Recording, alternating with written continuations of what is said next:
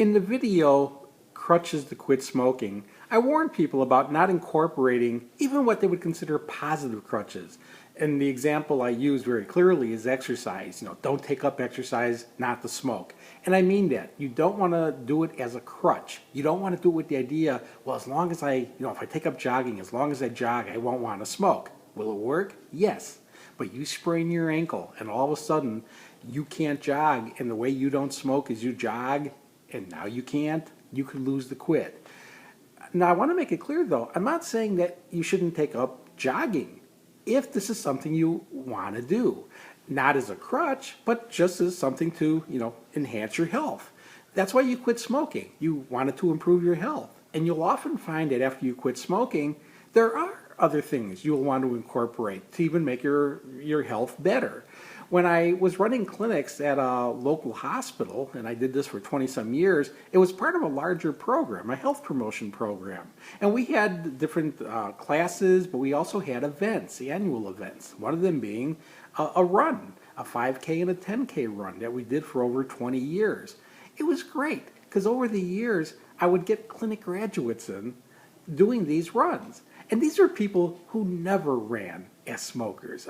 Occasionally I would get a jogger in a clinic, but not often.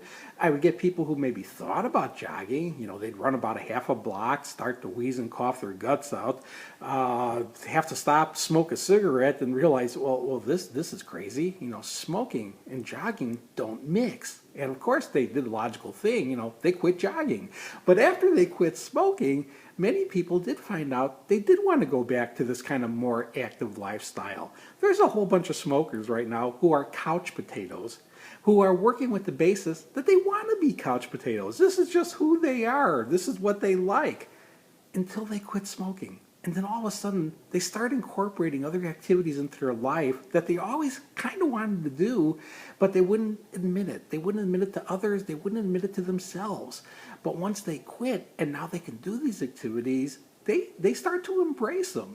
Now again, you got to be careful. You don't want to do this as a crutch, and you don't want to just, run into things without basically, in a sense, getting checked out first.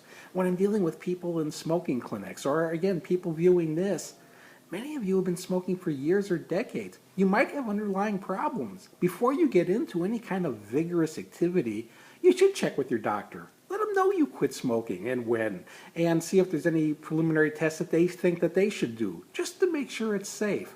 But if you get a clean bill of health, and you then decide that there are other things you want to do, hey, you may incorporate an exercise program in that you couldn't do before. It's one of the things that I say in a lot of these videos. Everything you did as a smoker, and I mean it, everything you did as a smoker, you can do as an ex-smoker. That's important to realize. But a follow-up to that concept is there are things that you could not do as a smoker that you will be able to do as an ex-smoker, that you'll have more endurance and more capability.